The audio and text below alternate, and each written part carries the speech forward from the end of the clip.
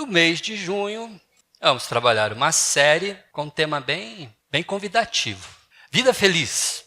Queria trabalhar já há um tempinho uma série de mensagens que fosse assim, realmente envolvida com um tema assim, porque existem coisas na vida do cristão que são simples de ser percebidas, mas às vezes precisa de um empurrãozinho para a gente enxergar essa simplicidade.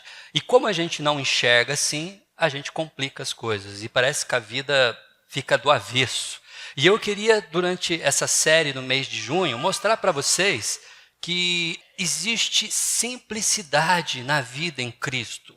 E essas simplicidades e todas essas questões simples do dia a dia do cristão, de uma pessoa que é discípulo de Jesus, de uma pessoa que faz parte de uma igreja, de uma pessoa que congrega com irmãos, uma pessoa que tem comunhão com esses irmãos, mas também vive o dia a dia com pessoas que necessariamente não compartilham da mesma fé. Às vezes dividimos casa com gente que não compartilha da mesma fé, no bairro, na escola, no trabalho. Estamos sempre relacionados com pessoas que não entendem isso. E esse estilo de vida simples, essa simplicidade da vida em Cristo, nos faz, de alguma forma, feliz. E perceba, essa felicidade, ela é de alguma maneira contagiante. O que eu quero dizer com isso é que a simplicidade da vida em Cristo nos faz feliz. A nossa felicidade contagiante faz com que todas essas pessoas que não conhecem Cristo, não conhecem o Evangelho e não fazem a menor ideia do que acontece na nossa vida, sintam interesse por essa vida feliz que você leva. O que vai fazer com que essas pessoas também conheçam a simplicidade da vida em Cristo. Por que também é preciso a gente falar um pouquinho da simplicidade da vida em Cristo? Por quê? Porque eu não sei quanto a vocês, mas às vezes, por curiosidade, eu ouço algumas mensagens por aí afora, e tem gente que eu não sei por que motivo pinta o evangelho de um jeito tão complicado que fica difícil ser cristão. É complicado ser cristão.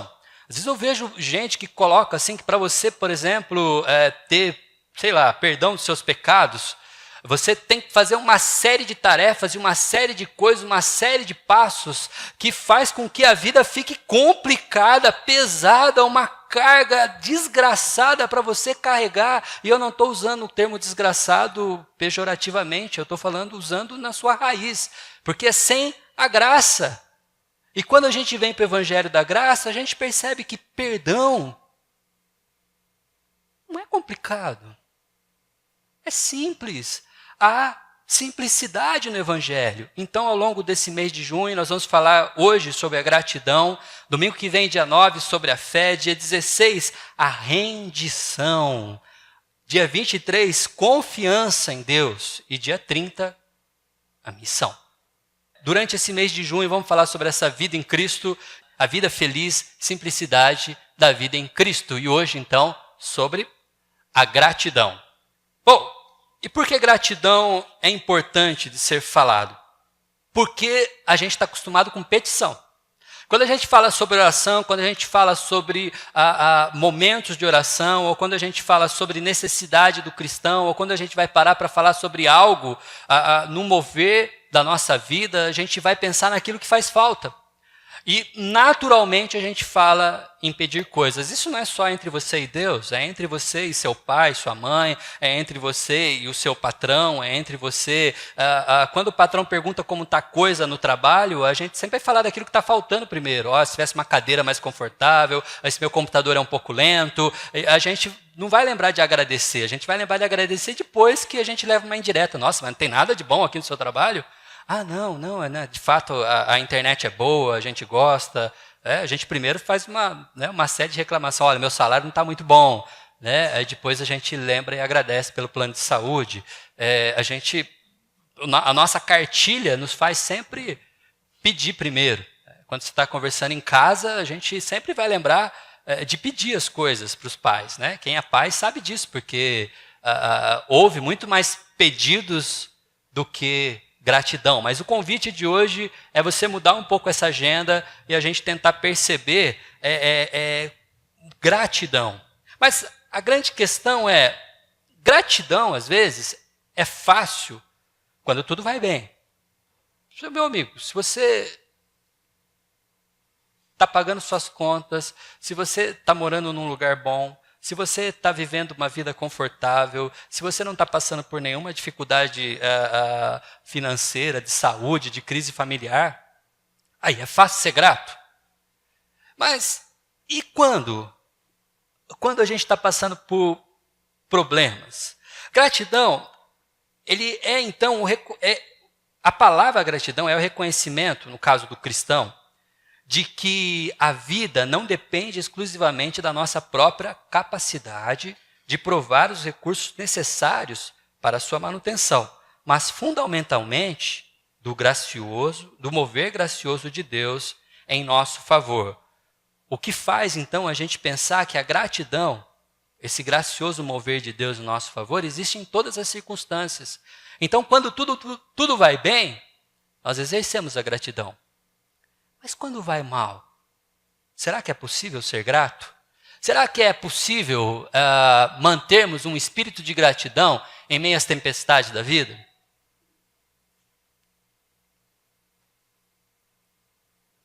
Entre uma ida e outra para o hospital, enquanto aguardam um exame, enquanto as dificuldades estão emergindo, será possível ter sensibilidade para o que Deus tem feito enquanto passamos por momentos complicados e difíceis?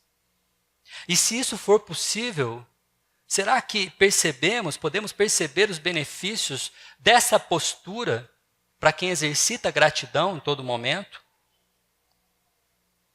Ou seja, quando você vê uma pessoa que age com gratidão, apesar de estar passando por dificuldade, qual é a percepção de quem vê essa gratidão? Será que a gente acha que a pessoa é um bobo alegre? Será que a gente acha que essa pessoa está fora de contexto? Cara, você não está vendo a situação que você está? Você não está percebendo? Ou será que é o contrário? É isso que a gente vai discutir, é isso que a gente vai trabalhar. E para isso, eu quero trabalhar com vocês um pouquinho da vida do apóstolo Paulo. O apóstolo Paulo, ele vai servir para a gente aqui como um guia para o exercício da gratidão em meio a duras tempestades. Ele é uma pessoa que a gente pode pegar como uma referência aqui, mas a história dele vai nos ajudar a perceber como isso é importante, ou como isso pode se acontecer. Porque o apóstolo Paulo, ele não é uma pessoa que está vivendo sempre um bom momento. Na verdade, o apóstolo Paulo, na Bíblia, narra que ele vivia, sim, um bom momento. Paulo vivia talvez o melhor momento da sua história, no sentido humano. Ele era um religioso, mas ele vivia bem na sua comunidade religiosa, ele era um judeu de carteirinha, ele cresceu como judeu, ele tinha toda a perspectiva de mundo a partir dos olhos do judaísmo. E ali, como um bom judeu, ele era um judeu que não perdia uma reunião, que tinha uma comunhão boa com as lideranças, ele era um cara de referência, ele era alguém que tinha tanto zelo pelo seu trabalho, pela sua missão, que quando começam a surgir seguidores e discípulos de Jesus de Nazaré, que começam a criar algum barulho na cidade, anunciando um evangelho, anunciando uma mensagem da graça, ele é uma das pessoas que vai se opor para tentar controlar a disseminação dessas novas ideias. E é o apóstolo Paulo que vai, então, ainda dentro dessa postura de judeuzão, de judeu, ir contra. E aí ele começa a perseguir pessoas, ele tem autorização para praticamente caçá-las, de cerrá-las numa prisão e algumas vezes até mesmo ceifar as vidas. E é dentro dessa missão e trabalhando nesse ideal que o apóstolo Paulo é alcançado pelo Senhor Jesus Cristo. Ele ouve a voz do Senhor o chamando para uma nova realidade. E o apóstolo Paulo então passa a compreender uma nova missão por causa de um novo relacionamento que ele tem com Deus a partir da pessoa de Jesus Cristo. Alguma coisa muda no coração desse homem e agora ele passa a ser um discípulo e um seguidor de Jesus. E a vida dele nunca mais vai ser a mesma. Do ponto de vista humano, até esse momento, Paulo era uma pessoa realizada em tudo aquilo que ele fazia e bem-sucedido. A partir daí, as coisas começam a mudar um pouco. O apóstolo Paulo, ele é aquele sujeito que ele está lá num lugar, exercendo seu trabalho, ele tinha um pequeno empreendimento, fazia tendas, e ali ele tinha gente que trabalhava com ele fazia algumas amizades, ele começava a conversar com essas pessoas, ele falava sobre a sua fé em Jesus Cristo, as pessoas se aproximavam, de repente você tinha um grupinho estudando a Bíblia com ele, dali 1 ou 2 anos você tinha uma igreja formada naquele lugar, então o apóstolo Paulo pegava as malinhas dele, ia para um outro lugar e lá ele começava de novo o seu negócio, fazia novas amizades e por assim ele foi fazendo durante toda a sua vida e toda a sua carreira, plantando igrejas, cuidando dessas igrejas e criando o surgimento de uma nova liderança com essa visão. E é em meio a essa missão que o apóstolo Paulo sofre as situações complicadas, situações que talvez eu e você reclamaríamos. O apóstolo Paulo, é justamente quando ele está dedicando a vida e o ministério dele ao Senhor Jesus Cristo que ele passa pelas piores lutas. E ele teria motivos para reclamar. Ele teria motivos para ter um coração talvez um pouco amargo até, para não ser grato. Dá uma olhada só, algumas coisas que eu listei aqui. O apóstolo Paulo, ele é humilhado. Ele é humilhado, mas não por uma pessoa que chega e fala um monte de coisa na orelha dele. Ele é humilhado publicamente. E nós sabemos como que é ruim, o quanto mexe com o ego da gente passar por humilhação. O apóstolo Paulo foi humilhado várias vezes por pessoas que não entendiam a sua missão e ele o expunha publicamente, dizendo o que ele não era, dizendo que ele fez o que ele não fez, com falsos testemunhos, com falso julgamento. O apóstolo Paulo, ele foi surrado várias vezes. Ele, quando discutia com as pessoas acerca da fé em Jesus Cristo, ele colocava os seus argumentos, ouvia os contra-argumentos, ele rebatia. E quando as pessoas não tinham mais como controlar, porque aquilo que ele falava fazia sentido e não havia mais argumento, as pessoas partiam para a ignorância e cercavam ele, apedrejavam ele, surravam ele, espancavam ele. Por várias vezes o apóstolo Paulo foi vítima de um descontrole da multidão, porque as pessoas não conseguiam lidar com a sabedoria que vinha a partir do Espírito Santo através dele. O apóstolo Paulo foi prisioneiro. Como prisioneiro, ele não foi apenas prisioneiro, ele foi injustamente preso por várias vezes. E não só preso injustamente, ele teve os seus direitos muitas vezes negado, porque o apóstolo Paulo era judeu, mas também era cidadão romano, e como cidadão romano ele tinha direito à defesa, ele tinha direito a uma prisão especial, ele tinha direito a algumas coisas que foram simplesmente negados a ele. Ele passou por desastres naturais, por terremotos durante as suas viagens, durante a sua peregrinação. Ele foi privado, passando fome, passando frio, com ausência de recursos. O apóstolo Paulo teria todos os motivos do mundo para reclamar da sua trajetória e para reclamar de tudo o que ele passou. Afinal de contas, tudo o que ele passou enquanto estava em missão. E isso faz de contro a muita coisa que a gente ouve por aí. Porque tem gente que diz que quando você se entrega a Jesus, quando você se torna crente, quando você assume uma missão dentro de um projeto do reino de Deus, tudo vai melhorar. Você não fica mais doente, não vai mais faltar dinheiro, o seu carro vai ser sempre bom. Né? E a gente vê na vida do apóstolo Paulo que isso não é bem verdade. Isso às vezes não acontece. E não aconteceu com ele. Bom, diante das tempestades, Paulo tinha razões. Ele tinha razões para reclamar. Ele tinha razão para se tornar uma pessoa amarga, desprovida de qualquer espírito de gratidão. Mas será que é isso que acontece mesmo? Será que é assim que funciona? Na manhã de hoje nós vamos refletir sobre a vida de Paulo no capítulo 27 de Atos dos Apóstolos. O capítulo 27 é um dos capítulos, uma narrativa, talvez a narrativa complexa e mais bonita do livro de Atos. Você tem narrativas mais curtas em todo o livro, mas o capítulo 27 inteiro vai contar-nos uma história do começo ao fim. Na verdade, poderia existir um filme só do capítulo 27 de Atos. Aliás, daria para escrever um livro só sobre o capítulo 27 e tudo que passa ali, pois o capítulo 27 vai concentrar durante meses ali uma história, uma narrativa, uma história com altos e baixos, com muita emoção. Pode ter certeza que é muito mais emocionante do que assistir TV Câmara, TV Senado, tá bom? O capítulo 27 de Atos é maravilhoso, mas o capítulo é longo, então eu vou pedir licença e já dar uma lição de casa. Chegando em casa, já sabe o que vai fazer, não é?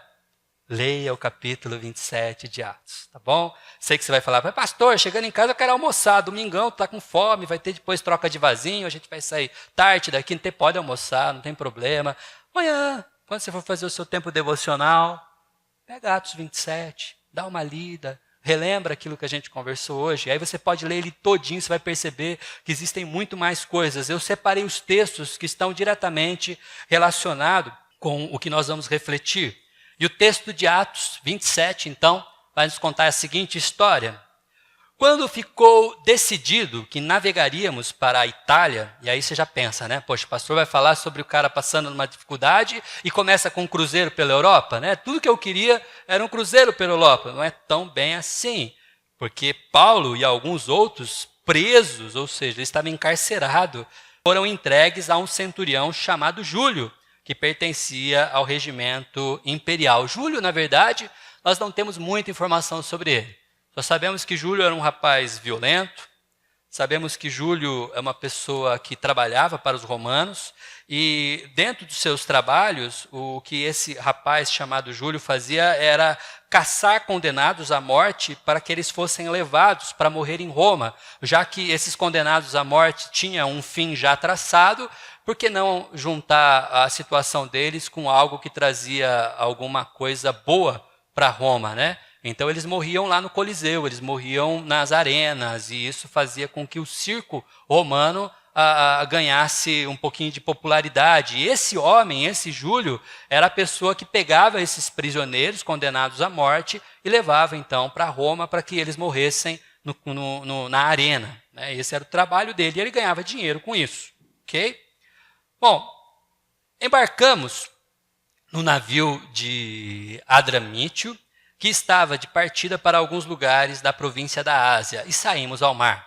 Pulando para o 7 agora, navegamos vagarosamente por muitos dias e tivemos dificuldades para chegar a Quinido, não sendo possível prosseguir em nossa rota devido aos ventos contrários. Navegamos ao sul de Creta, de fronte ao Salmona. Costeamos a ilha com dificuldade e chegamos a um lugar chamado Bons Portos, perto da cidade de Laceia. Tínhamos perdido muito tempo e agora a navegação se tornara perigosa. Por isso Paulo os advertiu: Senhores, vejo que a nossa viagem será desastrosa e acarretará grande prejuízo para o navio, para a carga e também para as nossas vidas. Mas o centurião, em vez de ouvir o que Paulo falava, seguiu o conselho do piloto e do dono do navio. A impressão que nós temos claramente aí é o envolvimento aí de algum recurso financeiro. Eles estavam ganhando dinheiro para isso, todo mundo estava ganhando dinheiro, e ganhar dinheiro era mais importante. E como a gente já vê em várias histórias por aí, a gente acaba abusando dos riscos para tentar ganhar mais dinheiro, né? Então, foi isso que eles fizeram, mediram, talvez a gente tenha algum prejuízo, mas vamos ganhar muito dinheiro com essa viagem, então vamos insistir na viagem. No terceiro dia, então, mas o centurião, em vez de ouvir o que Paulo falava, seguiu o conselho então do piloto e do dono do navio. No dia seguinte, sendo violentamente, a gente pulou para o versículo 18 agora, tá? Sendo violentamente castigados pela tempestade, começaram a lançar fora a carga. No terceiro dia, lançaram fora com as próprias mãos a armação do navio. No versículo 18, primeiro eles estão dispensando aquilo que era vulnerável, talvez, aquilo que era dispensável. Bens pessoais, roupa, alguma bagagem, eles jogaram fora. No versículo 19, eles já estão lançando fora com as próprias mãos o controle do navio. A vela, o mastro, parte da embarcação, aquilo que eles usavam para navegar mesmo. Eles estão abrindo mão do controle do navio, porque ou é controlar esse barco e morrer, ou deixar ele à deriva e tentar sobreviver. Não aparecendo nem sol, nem estrelas por muitos dias e continuando a bater-se sobre nós grande tempestade, finalmente perdemos toda a esperança de salvamento. Esses homens sentados ali, olhando um para o outro, talvez encolhidos por causa do frio e por causa das chuvas, olham um para o outro e chegam à conclusão: a gente não volta mais para casa. Daqui não tem mais saída. Visto que os homens tinham passado muito tempo sem comer, Paulo levantou-se diante deles e disse: os senhores deviam ter aceitado o meu conselho e não partir de Creta, pois assim teriam evitado este dano e prejuízo. Mas agora recomendo-lhes que tenham coragem, pois nenhum de vocês perderá a vida, apenas o navio será destruído.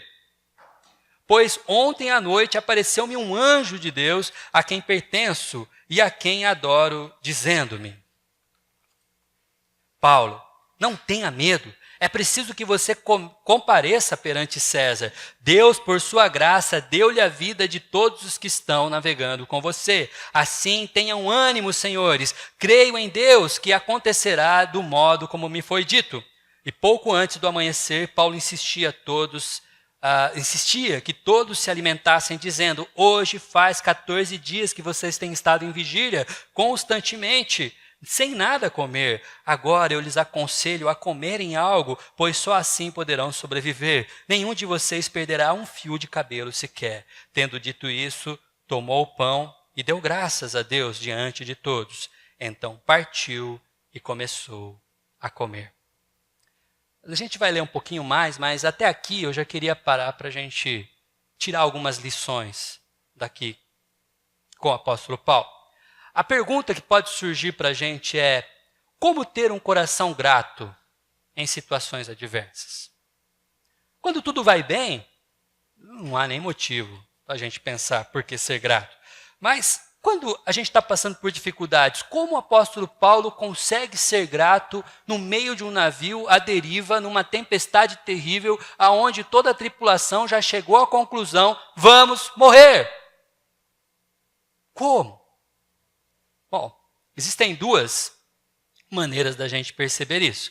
A primeira, tendo convicção de que existe um Deus no controle da história.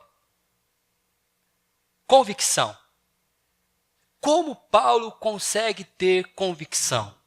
Como nós temos convicção de que Deus está no controle da história?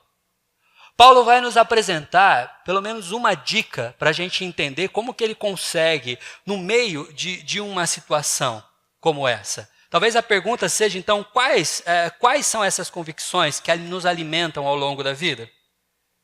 E aí, uma segunda pergunta pode surgir: é como nós fazemos, então, para alimentar essas convicções? De que maneira? Quais são as convicções que Paulo tem, ou como ele tem alimentado essas convicções? Uma percepção que a gente tem do que Paulo faz é que ele ouve a voz do Senhor. Ele está numa embarcação. E tem muita coisa para distrair a mente. Tem muita coisa para chamar a atenção do apóstolo Paulo. O horizonte é interminável para todos os lados. No meio do mar, ele não vê uma costa, não vê uma montanha. E no meio da tempestade, a única coisa que ele vê é água e céu cinzento. E provavelmente a imagem do final do horizonte são apenas as ondas se embaralhando umas sobre as outras. Enquanto todos estão agachados, temendo, tremendo e não sabendo o que fazer e chegando à conclusão de que só existe a morte pela frente, o apóstolo Paulo desvia de toda essa distração para ouvir Deus. para ouvir o Senhor. Então, diante dessa pergunta, como Paulo faz para alimentar suas convicções? A resposta imediata é: qual é a voz que você tem ouvido diante das tempestades e das situações adversas? Está passando por dificuldade? A pergunta é: você só tem olhado para a dificuldade? Você só tem olhado para a tempestade? Só tem olhado para o problema? Só tem olhado para aquilo que está iminente? Para aquilo que é visível? Aquilo que você pode tocar? Ou será que você consegue, mesmo no meio da tempestade, ter ouvidos para aquele que é o Senhor da história? Paulo ouve Deus. E eu acho incrível, porque muitas vezes, quando eu estou aconselhando, conversando com pessoas que passam por dificuldades, ou ouço suas histórias, ou compartilham suas histórias por celulares, isso acontece muito. Pastor, estou passando por isso. E quando eu falo assim, olha, a gente vai orar, às vezes o que eu percebo, a pessoa, sabe qual é a reação? Tá. Se fosse para orar, eu tinha feito isso em casa. Mas a pergunta é, meu amigo, o que você espera de um pastor? Eu vou orar por você. A segunda coisa que eu proponho vamos para as Escrituras e vamos ver o que Deus fala. E às vezes a reação é exatamente a mesma. Caramba, mas se fosse para ler a Bíblia, eu tinha lido em casa. E a pessoa tem essa reação, mas não fala, né? Porque quando fala, e se falar, a minha resposta vai ser: mas você deveria ter feito isso em casa mesmo. Deveria ter orado e deveria ter lido a Bíblia. Nós queremos ouvir a voz do Senhor, queremos saber o que o Senhor pensa a respeito da tempestade, o que o Senhor acha a respeito da situação que temos vivido. Temos que falar com Ele, temos que encontrá-lo, temos que ter diálogo com Ele, precisamos conversar com o Senhor no meio da tempestade. A voz que motiva e traz convicção da existência de um Deus, do controle da história. É a voz de um anjo que chega e fala com o apóstolo Paulo. E aí você vai dizer: mas pastor, não temos anjo hoje em dia, eles não têm aparecido com muita frequência, faz tempo que eu não ouço, eu não tenho notícia de anjo. Na verdade, eu nem lembro da última notícia de anjo por aqui. Você tem Bíblia? Tem uma Bíblia? Tem uma Bíblia no seu celular? Sabe, a gente às vezes não percebe a diferença que faz ter uma Bíblia, abrir, consultar, ler, conhecer. Às vezes você não tem o desfecho de uma história complicada, não se dá porque naquele exato momento você abriu a Bíblia e aí botou o dedo em algum lugar. Nossa, a resposta está aqui. Não é assim. Mas muitas vezes aquilo que nós lemos, aquilo que nós guardamos no coração, as histórias, as lições na escola dominical, as aulas no discipulado, as reflexões que nós temos, sermões que nós já ouvimos no passado, todas essas histórias, todas essas leituras bíblicas, todo esse conhecimento que nós temos e nós aprendemos aqui na igreja, no convívio entre os cristãos, estão ali, na sua mente, latejando. O problema é que muitas vezes nós nos sentamos nesse banco e quando o pastor abre a Bíblia e diz assim: hoje nós vamos falar sobre João 3,16, a gente desliga o disjuntor dizendo o seguinte: eu já ouvi esse sermão 10 vezes, de novo? Como se a palavra de Deus não se renovasse todas as vezes. Nós selecionamos o que é bom para ouvir. A gente vai lá no YouTube e a gente vai lá. Deixa eu ver. Quem a gente vai ouvir? A gente escolhe quem. E depois, quando a gente achou quem a gente quer ouvir, a gente vai escolher o que essa pessoa está pregando que a gente quer ouvir. Essa seleção ela é muito boa, mas ela rouba de nós, muitas vezes, a oportunidade de deixar que o Espírito Santo fale o que Ele quer nos falar no momento que você não preparou. E que Ele está preparando porque Ele está no controle da história. Ouça a sua voz. Agora, outra questão é como nós alimentamos isso. O apóstolo Paulo tinha essa reflexão constante. Jesus Cristo, quando ele está com os seus discípulos lá em Mateus 28, e no finalzinho do livro de Mateus, capítulo 28, no finalzinho da história, Jesus já está dispensando eles, porque já tinha dado a eles a missão de irem pelo mundo, anunciar o evangelho, batizar, ensinar e tal. E aí quando o pessoal já está assim, bom, então agora Jesus vai embora, a gente vai ficar com essa missão, então agora vamos voltar, vamos pegar no batente, vamos trabalhar. E Jesus ainda tem uma última mensagem para eles, que alimenta a convicção de que existe um Deus no controle da história. Eis que estou convosco todos os dias.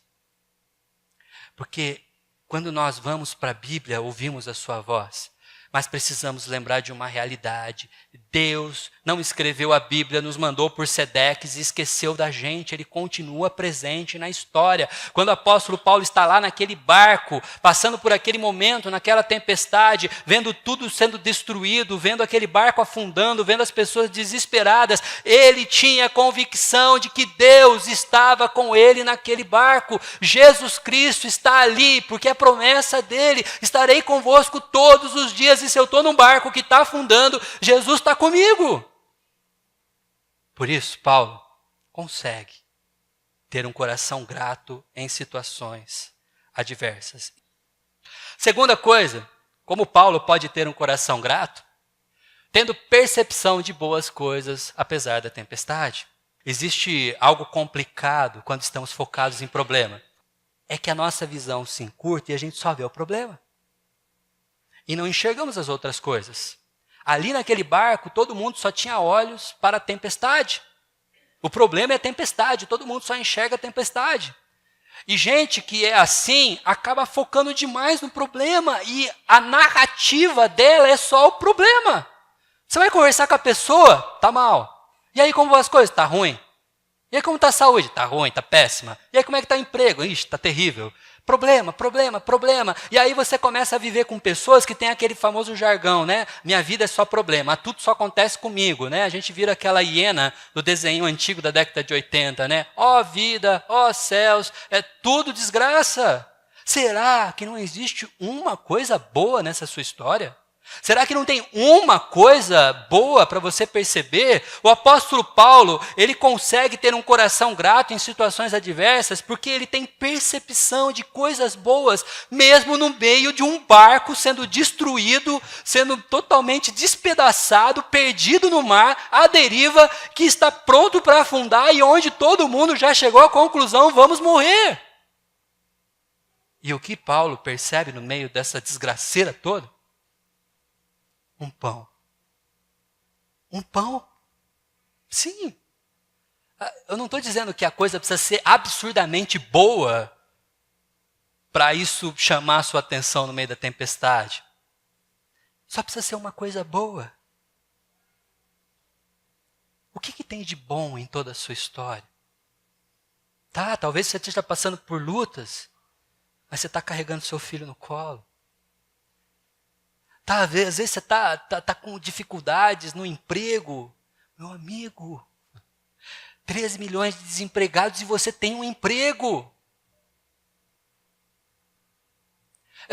Perceba, existem sinais da bondade de Deus nas situações mais terríveis possíveis. O apóstolo Paulo, mesmo diante de toda essa tempestade, conseguia enxergar isso. Conseguia perceber. Pessoas que têm essa tendência a só enxergar o problema se tornam amargas com o tempo. Vai treinando o coração para ser coração duro. Você não consegue nem mesmo dar um bom dia para ela, que ela já vem com farpada. Eu estava lendo um livro que falava justamente sobre essa questão de humor. E aí o autor do livro estava contando que ele tem como exemplo a avó dele, né? Porque ele chegava assim em casa e falou: nossa, avó, já é sexta-feira. E ela respondia: terrível, né? Não tem nunca uma coisa boa. É um coração amargo, assim, o pior é que o coração amargo, assim, contagia as pessoas da forma negativa. Se você trabalha com uma pessoa assim o tempo todo, você vive com alguém o tempo todo assim, ranzinza, só vê o problema, só vê o problema, só vê o problema. Gente, você começa a ver problemas só também. O primeiro problema é a pessoa, né? O segundo são os outros que você vai arrumar. Mas o contrário é contagiante. quanto um coração grato pode contagiar. Vê só, todos se reanimaram e também comeram algo. Olha que curioso o texto. Primeiro eles se reanimaram com o que Paulo disse, e depois comeram algo. Eles não comeram algo e depois se reanimaram. Eles estavam completamente desanimados. Para que comer? Nós vamos morrer. Mas a fala do apóstolo Paulo, a gratidão dele diante daqueles homens, ele ter erguido aquele pão, agradecido a Deus, fez com que todo mundo refletisse de alguma maneira, um olhasse para o outro e começasse a enxergar alguma coisa boa. Espera aí, estamos vivos ainda, não morremos. Opa, a gente tem um ao outro aqui ainda. Pô, ainda estamos aqui no barco, não afundamos de vez e alguma coisa traz ânimos. E então eles também comeram. E Lucas, ele é preciso aqui. Estavam a bordo 276 pessoas. Um coração grato traz um ânimo, são frutos da gratidão. O primeiro deles é justamente esse, contagia e gera nas pessoas uma disposição. Agora esses homens têm uma nova disposição, alguma coisa mudou naquele barco, eles estão ali prontos para uma nova empreitada, prontos para alguma coisa. Pessoas gratas, têm disposição. Eu lembro de uma vez que o ajuntamento lá em Piracicaba, sabem que Piracicaba, todo verão, sofre sobe o rio, né? E às vezes invade tudo que é lugar, né?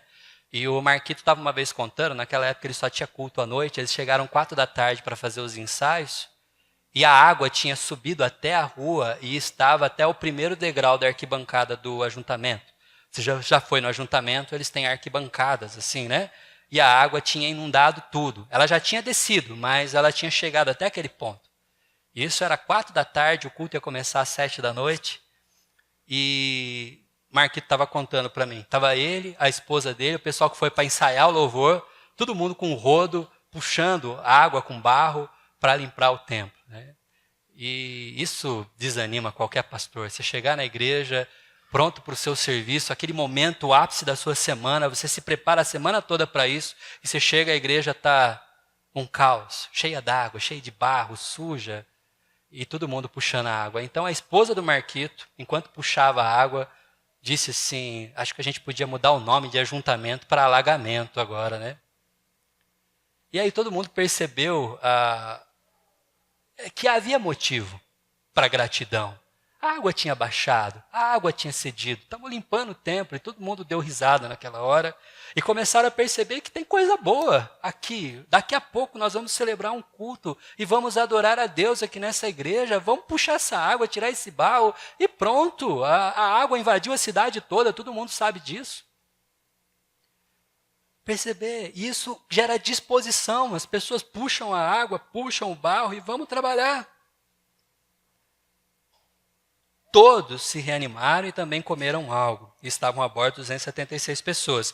Depois de terem comido, até ficar satisfeitos, aliviaram o peso do navio, atirando todo o trigo no mar. Primeiro, eles tinham jogado fora as bagagens. Depois, a armação do navio perdendo o controle. Agora, eles estão jogando fora qualquer possibilidade de controle, porque eles estão jogando fora toda a comida agora. Eles se alimentaram, agora vamos jogar fora, porque essa é a nossa última chance de salvação. Aliviar mais ainda o peso do navio, e jogaram fora todo o trigo. No fruto da gratidão, ela nos contagia e gera nas pessoas disposição, mas gera nas pessoas motivação para confiar em Deus, porque é a única palavra que aqueles homens tinham. Eles não tinham uma bússola funcionando, eles não tinham uma luz no céu, eles não tinham uma estrela brilhante, nenhum farol, não tinham um arco-íris dando um sinal e nenhum anjo com o letreiro dizendo, venha por aqui. A única coisa que eles tinham era a palavra do apóstolo Paulo, que era um servo de Deus, dizendo, ele me garantiu, todos nós vamos viver. E aí você imagina um monte de homem, que nenhum era da igreja, nenhum foi na escola dominical, nenhum nunca teve uma vida religiosa, confiando na palavra de um apóstolo.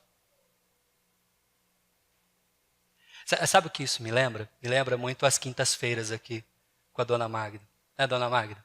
Porque todas as mulheres, umas 25 por aí, que se reúnem aqui, nenhuma é da igreja. Nenhuma. E toda quinta-feira elas estão aqui. E a gente está lá junto. Eu desço para a gente comer um pãozinho de queijo. Aí, se você nunca veio, venha numa quinta-feira. Venha aqui, você vai passar um tempo muito gostoso. E elas contam dos netos, contam da casa, fazem umas perguntas cabeludas. Mas o fato é, são pessoas que não estão no contexto da igreja. Nem estão aqui hoje. Mas algumas vieram nos encontros especiais da família. Aparecem às vezes. A oportunidade que a gente tem de orar por elas, ouvi-las.